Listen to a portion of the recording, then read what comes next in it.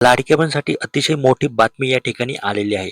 लाडकी बहीण योजनेत मोठा घोटाळा या ठिकाणी झालेला आहे. जवळजवळ 165 कोटींची वसुली आता सरकार इथे करणार आहे. सरकारी कर्मचारी आता रडारवर या ठिकाणी आलेले आहे.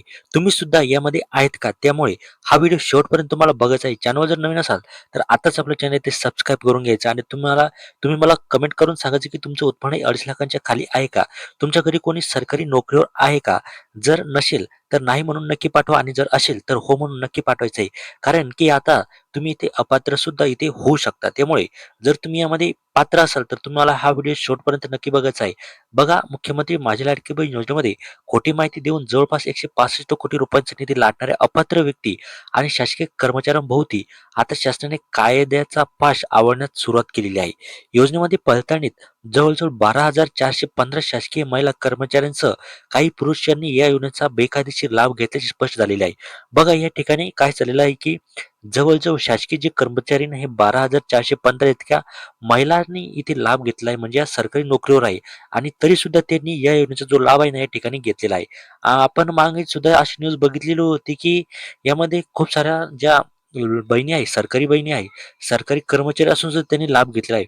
म्हणजे जवळजवळ 12,000 पहिले ते होत्या आणि आता ह्या 12,000 म्हणजे जवळजवळ 24,000 बहिणींनी, सरकारी बहिणींनी यामध्ये लाभ घेतलेला आहे.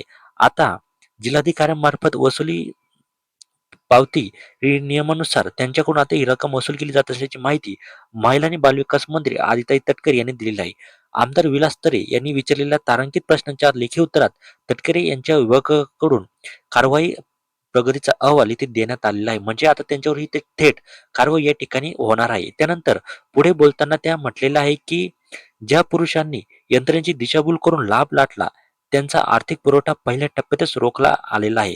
आता त्यांच्याकडून पैसे वसूल करण्यासाठी सर्व जिल्हाधिकाऱ्यांना विशेष अधिकार देण्यात आलेले असून RICच्या नियमांमध्ये ही वसूल केली जात आहे. तसेच लाखो रुपयांचा पगार असताना योजनेत घुसखोरी करणाऱ्या 12,000हून अधिक शासकीय महिला कर्मचाऱ्यांची माहिती संबंधित विभागाकडे सुपूर्द करण्यात आलेली असून त्यांच्यावर आता कठोर प्रशासकीय शिस्तभंगाची कारवाई इथे करण्याचे आदेश या ठिकाणी दिलेले आहेत. बघा, या ठिकाणी आता त्यांच्यावरती आहे ना ही थेट कारवाई इथे होणार आहे. आणि तुमचं उत्पन्न हे 2.5 लाखांच्या खाली असेल तर तुम्हाला कुठल्याही प्रकारच्या या ठिकाणी टेन्शन घ्यायचं नाहीये. त्यानंतर तुमच्या घरी कोणी सरकारी नोकरीवर नसेल तर तुम्हाला या ठिकाणी कुठल्याही प्रकारचे टेन्शन या ठिकाणी घ्यायचं नाहीये. फक्त जर तुम्ही केवायसी जर केलेली नसेल तर तुम्हाला या ठिकाणी जो लाभ आहे ना तो इथे भेटणार नाही आणि जर केवायसी केलेली असेल तर तुम्हाला इथे लाभ हा पूर्णपणे भेटणार आहे. तुम्ही केवायसी केली का ते सुद्धा कमेंटच्या माध्यमातून नक्की सांगा. चॅनलवर नवीन असेल तर आता सबस्क्राईब करा. धन्यवाद.